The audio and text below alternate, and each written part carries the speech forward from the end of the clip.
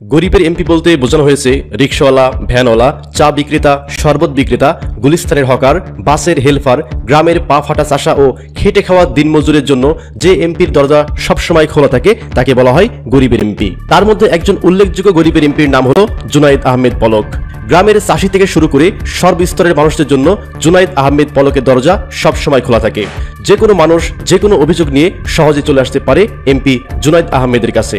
এছাড়া তিনি গ্রামের অসহায় মানুষদেরকে নিয়ে কাউন্সিল বসান, যেখানে তিনি সব মানুষের অভিযোগ শুনেন এবং নিজে সেগুলা সমাধান করে থাকেন। এবং বিশেষ করে তার নির্বাচনী এলাকাগুলোর মানুষের কাছে তিনি অত্যন্ত জনপ্রিয় হয়ে উঠেছেন। তার এলাকার মানুষ বিপদে পড়ে সমাধান বের করতে না পারলে শেষ ভরসা হিসেবে ছুটে আসে এমপি জুনায়েদ আহমেদ পলকের নিকট। নেওয়ার কথা বলে নাই, এত অস্থির হওয়ার দরকার নাই।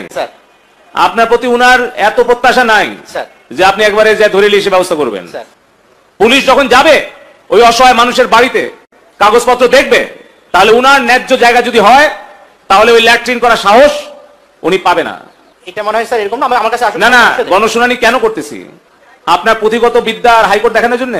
এবং এই এমপি জুনায়েদ আহমেদ পলক একজন এমপি হিসাবে অত্যন্ত সৎ, মার্জিত এবং শিক্ষিত ব্যক্তি। তিনি তার প্রতিটা কাজের জন্য জনগণের নিকট জবাবদিহিতা করে থাকেন এবং তার এলাকার মানুষ যেন ন্যায় বিচার পায় এই বিষয়ে তিনি খুব তৎপর থাকেন। বাংলাদেশে আরেকজন গরিবের এমপির নাম হলো আব্দুল মোমেন, একজন বাংলাদেশি রাজনীতিবিদ, অর্থনীতিবিদ এবং কূটনীতিবিদ। তিনি দ্বাদশ জাতীয় সংসদে সিলেট 1 আসনের সংসদ সদস্য ও বাংলাদেশের সাবেক পররাষ্ট্রমন্ত্রী। তাকে নিয়ে সম্প্রতি বেশ কিছু আলোচনা থাকলেও একজন এমপি হিসাবে তিনি অত্যন্ত ভালো মানুষ। তিনি তার সিলেট 1 আসনের জনগণকে অত্যন্ত গুরুত্ব দিয়ে থাকেন। অনেকেই বলে থাকেন কেউ বিপদে পড়ে এমপি আব্দুল মোমেনের নিকট আসলে তিনি কখনোই কাউকে খালি হাতে ফেরত দেয় না এবং তার দরজা সবসময় জনগণের জন্য খোলা থাকে। বিশেষ করে তার ব্যবহারে মুগ্ধ সিলেটবাসী। তার ব্যবহারের মাধ্যমে বা তার আচরণে তার নির্বাচনী এলাকার কোনো জনগণ কষ্ট পেয়েছে এমন রেকর্ড তার সার্ভিস লাইফে নাই। তিনি তার এলাকার জনগণের সাথে সবসময় বন্ধুত্বপূর্ণ আচরণ করে থাকেন। তাই সর্বশেষ আমরা বলতে পারি গরিবের এমপির মধ্যে একজন অন্যতম গরিবের এমপির নাম হলো আব্দুল মোমেন। বাংলাদেশে গরিবের এমপির মধ্যে 3 নম্বরে অবস্থান করছে মাশরাফি বিন মুর্তজা, যিনি একজন বাংলাদেশি রাজনীতিবিদ ও ক্রিকেটার। বর্তমানে তিনি নড়াইল 2 আসন থেকে নির্বাচিত জাতীয় সংসদ সদস্য ও জাতীয় সংসদের হুইপ হিসাবে নিযুক্ত আছেন। শিক্ষিত, স্মার্ট ও নিরঅহংকার একজন এমপি হলেন এই মাশরাফি বিন মুর্তজা। তার হাতে অত্যন্ত রাষ্ট্রীয় ক্ষমতা থাকলেও তিনি তা কখনো অপব্যবহার করে না। ব্যক্তি হিসাবে তিনি অত্যন্ত সাদামাটা জীবনযাপন করে থাকে। ভিডিওটি ভালো করে লক্ষ্য করুন, একজন প্রভাবশালী এমপি হয়েও কিভাবে ছোট বাচ্চাদের মতো নদীর পাড়ে বন্ধু বান্ধবদের সাথে খেলা করছেন। গ্রামের খেটে খাওয়া মানুষের সাথে তিনি খুব সহজেই মিশে যেতে পারেন। গ্রামের একটি বিলে তিনি বন্ধু বান্ধবদেরকে নিয়ে গোসল করছেন, হই হুল্লা করছেন।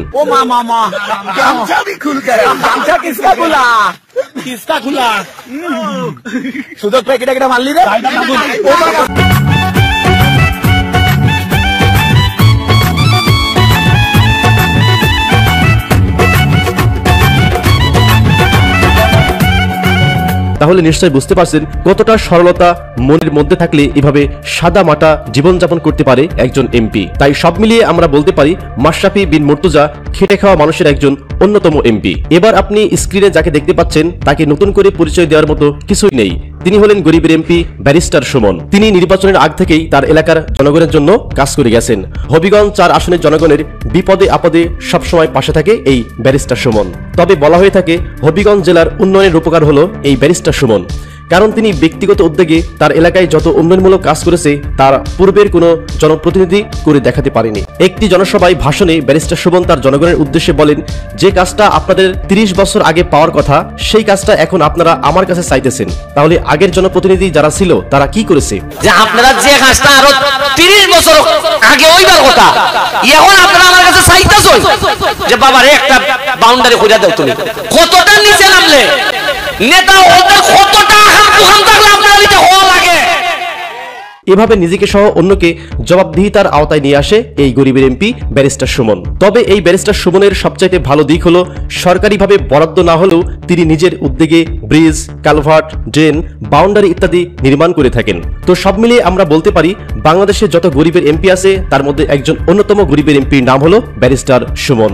বাংলাদেশে গরিবের এমপির মধ্যে আজকের ভিডিওর 1 নম্বরে অবস্থান করছে এমপি শিবলি সাদিক। তিনি দিনাজপুর 6 আসন থেকে নির্বাচিত একজন সংসদ সদস্য। দিনাজপুর 6 আসনের জনগণের সৌভাগ্য হলো তাদেরকে এমপির কাছে যাওয়া লাগে না, বরং এমপি নিজেই তাদের কাছে চলে আসে। অনেকে আবার বলে থাকে এমপি শিবলী সাদিকের অল্টারনেটিভ বাংলাদেশে একটাও নেই। কখনো তিনি তার পাজেরো গাড়িতে, আবার কখনো মোটরসাইকেলে করে ঘুরে বেড়ান তার সংসদীয় এলাকাতে। ভিডিওতে ভালো করে লক্ষ্য করুন, এমপি শিবলী সাদিক নিজে একজন হতদরিদ্র গরিবের বাড়িতে এসে তার সার্বিকভাবে খোঁজখবর নিচ্ছেন। তার মতো গরিবের বাড়িতে এমপি শিবলী সাদিক এসেছেন, এই দৃশ্য দেখে বৃদ্ধ নারীটি অঝরে কেঁদে যাচ্ছেন।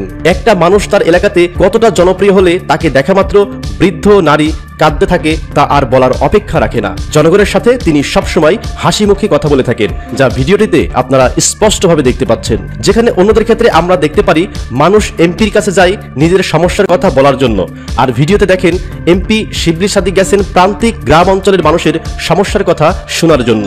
সবচেয়ে অবাক করার বিষয় হলো মানুষ যোগাযোগ করার জন্য সংগ্রহ করে এমপির নাম্বার, আর এমপি শিবলী সাদিক সংগ্রহ করছে জনগণের নাম্বার, যা বাংলাদেশের ইতিহাসে রেকর্ড করার মতো কাহিনী। একটা কিছু মানে কথা মনে রাখেন, আমরা কিন্তু আদর্শ গ্রামের সদস্য, মডেল গ্রাম। সরকার কিন্তু আমাদেরকে ঘর দিছে, আমরা গেছিলাম মাটি নেওয়ার জন্য। তো আমন ধান উঠার পরে রাস্তায় আমাদের মাটি দিয়ে, আচ্ছা এটা আমাদের আবদার। বলে দিলাম ওই যে আপনার নাম্বারটা বলেন তো। 0740 358 358। তাই সব মিলিয়ে আমরা বলতে পারি বাংলাদেশের শ্রেষ্ঠ এমপির মধ্যে একজন অন্যতম শ্রেষ্ঠ এমপির নাম হলো দিনাজপুরের শিবলী সাদিক। আমার রাজনীতি কোটিপতির জন্য নয়, আমার রাজনীতি কোনো বড় ব্যবসায়ীর জন্য নয়, আমার রাজনীতি গরিব মানুষের জন্য। এবং গরিব মানুষ যতদিন আমার সঙ্গে আছে, আমি শিবলী সাদিক রাজনীতিতে ততদিন আছি।